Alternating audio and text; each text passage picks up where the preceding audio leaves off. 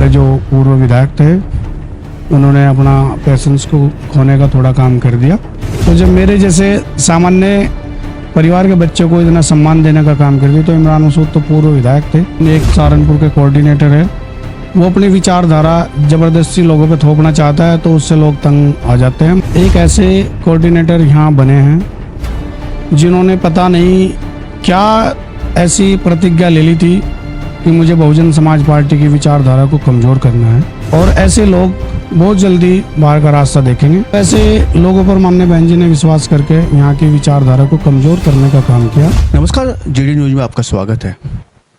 देहात विधानसभा से बसपा के प्रभारी, जिला पंचायत सदस्य प्रतिनिधि, वरिष्ठ बसपा नेता अजब सिंह जी जीडी न्यूज के साथ हैं। हाल ही में बसपा से इमरान मसूद का निष्कासन बहन जी ने किया है। जनपद की राजनीति में काफ़ी बदलाव आ रहा है, समीकरण भी काफ़ी बदल रही है, राजनीतिक गर्माहट भी बढ़ी है। इन्हीं सब बातों पर चर्चा करने के लिए अजब सिंह जी बसपा नेता हमारे साथ में है। अजब सिंह जी, आपका जीडी न्यूज में स्वागत है। बहुत बहुत धन्यवाद महोदय। जिन अपेक्षाओं से इमरान मसूद साहब पार्टी में आए थे, हाल फिलहाल में बहन जी ने बसपा से उनसे निष्कासन किया है, कैसे देखते हैं उनके निष्कासन को? माननीय बहन जी बहुजन समाज पार्टी की राष्ट्रीय अध्यक्षा हैं, पूर्व में 4 बार मुख्यमंत्री रही हैं, सर्व समाज के लोग जुड़े हुए हैं और आज भी सर्व समाज के लोग माननीय बहन जी का सम्मान करते हैं। और माननीय बहन जी ने पूर्व विधायक श्री इमरान मसूद को पार्टी ज्वाइन कराकर महापुरुषों की विचारधारा को जोड़ने का काम किया और उनके परिवार को सहारनपुर नगर निगम का मेयर का चुनाव लड़ाने का काम किया। बहुजन समाज पार्टी की विचारधारा के अनुसार बहुत ज़्यादा वोट मिलने का काम हुआ, कुछ वोटों से चुनाव हार गए और विचारधारा को लगातार बनाए रखने का काम किया। बहुजन समाज पार्टी में ज़्यादा काम करना पड़ता है, तो हमारे जो पूर्व विधायक थे उन्होंने अपना पेशेंस को खोने का थोड़ा काम कर दिया, और अगर विचारधारा को बनाए रखते काम करते तो माननीय बहन जी उनको आगे भी चलकर कुछ जिम्मेदारी और चुनाव लड़ाने का काम करती। बहन जी जिम्मेदारी देती, महत्वाकांक्षाएं बहुत हैं, जिम्मेदारी निभा नहीं पाए, काम नहीं कर पाए, फिर भी आरोप लगा रहे हैं बहन जी पे, कैसे देखते? जब काम करना पड़ता है तो आदमी कुछ ना कुछ बहाना ढूंढता है। आरोप तो अपनी मर्जी से आदमी कुछ भी कह देता है, लेकिन माननीय बहन जी विचारधारा से जोड़कर चलती है और महापुरुषों की विचारधारा की पार्टी है, सभी को बराबरी का सम्मान मिलता है। मैं भी एक सामान्य परिवार से हूँ और माननीय बहन जी ने मुझे ब्लॉक प्रमुख का चुनाव लड़ाया, मेरी मिसेज को जिला पंचायत जो वर्तमान में है उनको चुनाव लड़ाया, और मुझे भी सहारनपुर देहात विधानसभा से, जहाँ से माननीय बहन जी खुद विधायक बनी, मुख्यमंत्री बनी, वहाँ से मुझे चुनाव लड़ाने का काम किया। तो जब मेरे जैसे सामान्य परिवार के बच्चों को इतना सम्मान देने का काम करती, तो इमरान मसूद तो पूर्व विधायक थे और राजनीतिक घराने से थे, तो उन्हें और ज़्यादा सम्मान मिलने का काम हुआ बहुजन समाज पार्टी में। अनुशासन की पार्टी मानी जाती है बसपा। अभी हाल में जब से इमरान मसूद साहब जो है पार्टी में आए, जनपद की राजनीति में जिस तरह की गुटबाजी सामने देखने को आ रही थी, क्या आपको लगता है कि गुटबाजी बसपा में बढ़ी थी यहाँ पे उनके आने के बाद? बहुजन समाज पार्टी तो अपना आप में एक विचारधारा है और पार्टी है। यहाँ गुटबाजी, इमरान भाई जब पार्टी में आए तो उन्हें सर्व समाज के लोगों ने पूरा सम्मान देने का काम किया। पार्टी के जो जिम्मेदार साथी हैं सब ने पूरा सम्मान और तन और मन धन से चुनाव लड़ाने का काम किया और उनका पूरा सम्मान करने का काम किया। पता नहीं क्या उन्हें जल्दी थी, क्या कारण रहे हैं, और वो विचारधारा से पूर्ण से नहीं जुड़ पाए, इसलिए माननीय बहन जी ने उनका निष्कासन कर दिया। सवाल यह था कि क्या उनके आने के बाद गुटबाजी उभरी थी? उनके आने के बाद जो उनके विचारधारा से जुड़े पुराने लोग थे, जो बहुजन समाज पार्टी की विचारधारा को नहीं जानते थे, वो अपनी बात ज़बरदस्ती कहना चाहते थे, लेकिन ये तो बहुजन समाज पार्टी विचारधारा की पार्टी है। यहाँ विचारधारा से बड़ा कुछ नहीं है, संगठन से बड़ा कोई नहीं है।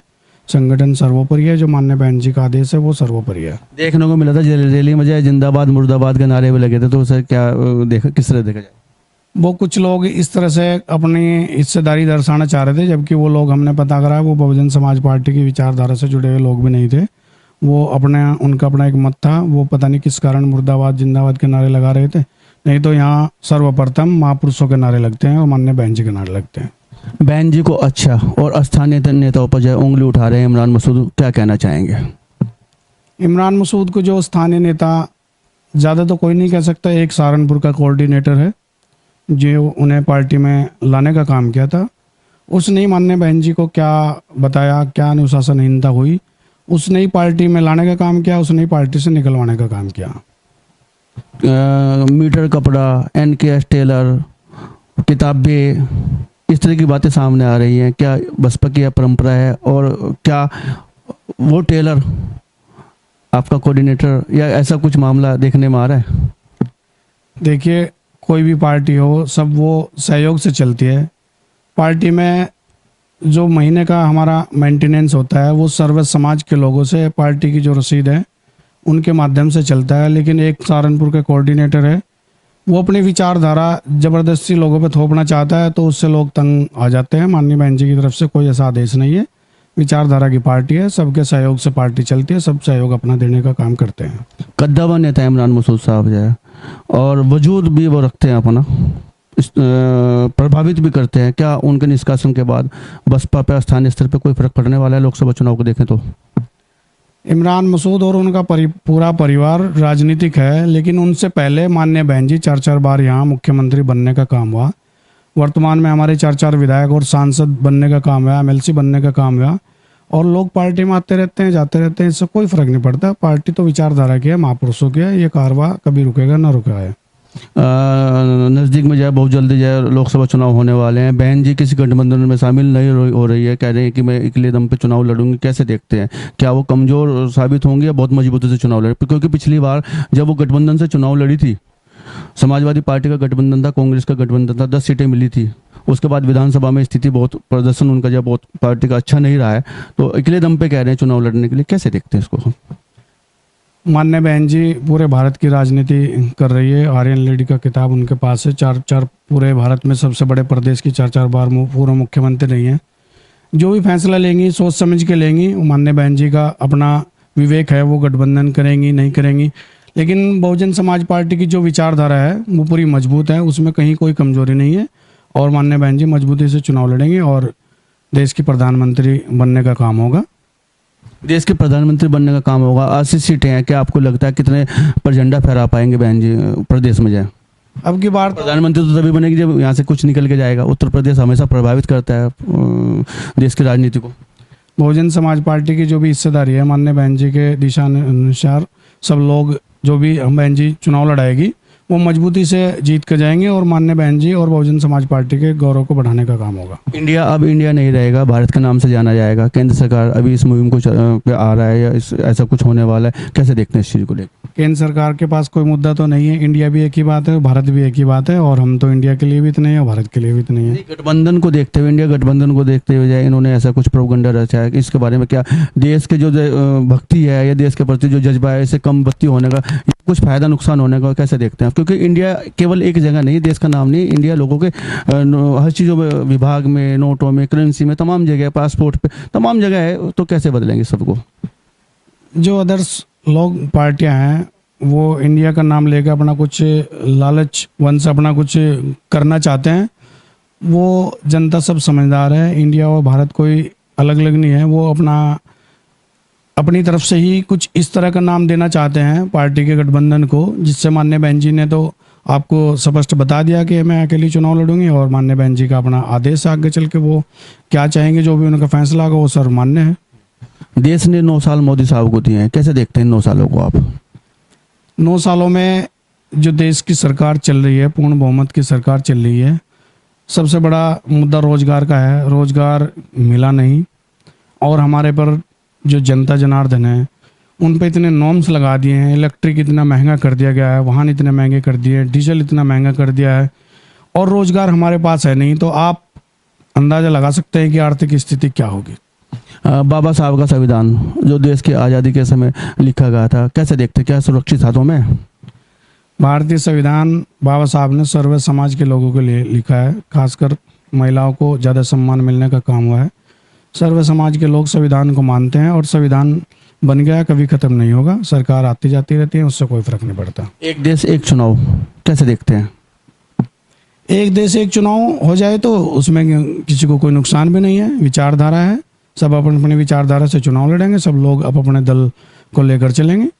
एक चुनाव हो जाए तो कोई बात नहीं, बसपा भी साथ देंगी और सब लोग उसमें जुड़ के चलेंगे।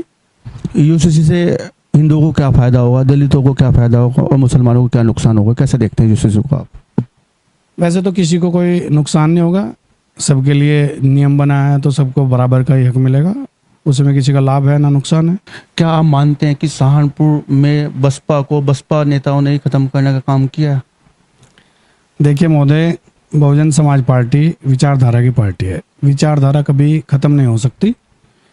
ये कह सकते हैं आप कि उसको कमज़ोर या बलगलाने का काम किया कुछ जो हमारी पार्टी के मुख्य जिम्मेदार यहाँ कोऑर्डिनेटर बने हैं। 2007 से 12 की पूर्ण बहुमत की सरकार चली, 5 विधायक बनने का काम हुआ। 2 ऐसे समाज के विधायक थे, 2 गुज्जर समाज के, 1 सैनी समाज से बिलोंग करते थे। सम्मानित साथियों, एक ऐसे कोऑर्डिनेटर यहाँ बने हैं जिन्होंने पता नहीं क्या ऐसी प्रतिज्ञा ले ली थी कि मुझे बहुजन समाज पार्टी की विचारधारा को कमज़ोर करना है। उन्होंने यहाँ सबसे पहले पूर्व विधायक श्री मनोज चौधरी गुज्जर समाज के गौरव को पार्टी से निष्कासन कराने का काम किया। वो इतने ही उससे नहीं भरे, उन्हें लगता है कि बहुजन समाज पार्टी बहुत मजबूत है। फिर उन्होंने फिर दोबारा से अपनी पावर का इस्तेमाल करते हुए यहाँ पर बहुत ही मजबूत वर्तमान में विधायक महावीर सिंह राणा जी, उनके बड़े भाई पूर्व सांसद जगदीश सिंह राणा को पार्टी से निकालने का काम किया। और सम्मानित साथियों, इतना ही नहीं, उन्होंने फिर सैनी समाज के पूर्व 3 बार के विधायक कैबिनेट मिनिस्टर धर्म सिंह सैनी जी को पार्टी से बाहर का रास्ता दिखाने का काम किया। तो ऐसे लोगों पर माननीय बहन जी ने विश्वास करके यहाँ की विचारधारा को कमज़ोर करने का काम किया। बहुजन समाज पार्टी आज भी मजबूत है और अपनी विचारधारा को पूर्ण से मजबूती से चुनाव लड़ने का काम हुआ। अभी आपने हाल ही में नगर निगम का चुनाव देखा तो कितनी वोट मिलने का काम किया, भरपूर वोटें मिलने का काम हुआ। शासन प्रशासन ने भले ही वोटिंग से रोकने पर लोग लगे ही, लेकिन फिर भी बहुजन समाज पार्टी की विचारधारा को मानते हुए 1.5 लाख वोट मिलने का काम हुआ। तो ऐसे कुछ समाज के लोगों को गैर जिम्मेदारी मिल गई जिन्होंने बहुजन समाज पार्टी की विचारधारा को कमज़ोर करने का काम किया। और ऐसे लोग बहुत जल्दी बाहर का रास्ता देखेंगे जो अपनी अपनी बात चलाते हैं, मिशन मूवमेंट को ख़त्म करने की बात करते हैं। लेकिन मिशन मूवमेंट महापुरुषों की विचारधारा है, ये किसी पे ख़त्म होने वाला नहीं है और बहुजन समाज पार्टी की विचारधारा ऐसे ही चलती रहेगी। बहुजन समाज पार्टी जिंदाबाद, जय भीम, जय भारत, बहन जी जिंदाबाद। कुल मिला के बहन जी से अच्छी कोई नहीं है। बहन जी देश की प्रधानमंत्री बनेगी, लेकिन उत्तर प्रदेश में क्या रहेगा ये देखने वाली बात होगी। इकले दम पे चुनाव लड़ा जाएगा, मजबूती से चुनाव लड़ा जाएगा। ये थे हमारे साथ में देहात विधानसभा प्रभारी अजब सिंह जी। जीडी न्यूज की सभी वीडियोस देखने के लिए यूट्यूब पर सब्सक्राइब कीजिए जीडी न्यूज चैनल को और फेसबुक पर वीडियोस देखने के लिए जीडी न्यूज चैनल को लाइक और फॉलो करें। धन्यवाद।